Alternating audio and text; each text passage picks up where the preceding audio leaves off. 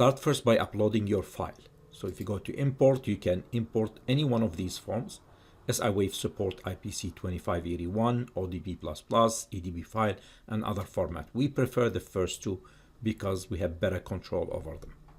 Once you upload the file, go to home and you can check the stack up. Make sure that the stack up is correct. You can check also the circuit elements, inductors, capacitors, resistors, if you have any of them.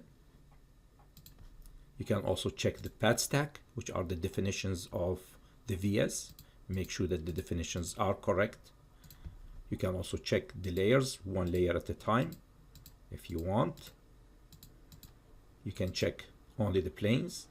You can check also the traces, the vias, the components, and the pads. Start by running the PI wizard.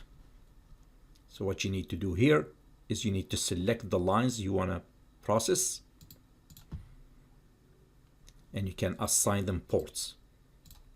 You can select all these lines and you can say port and update, and they will all be updated. So we need to add ports to these lines. Then you say configure simulation. After finishing, now all these ports are added to the system. Now close the PI wizard,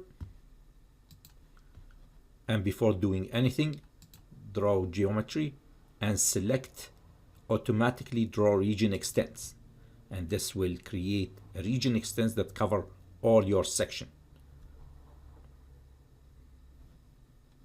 After that, go to simulation and run HFSS 3D layout. Specify your frequency band. There are so many options here. You can go through them one by one. And launch. After finishing, you can look at the results. And what you're looking at are the S parameters.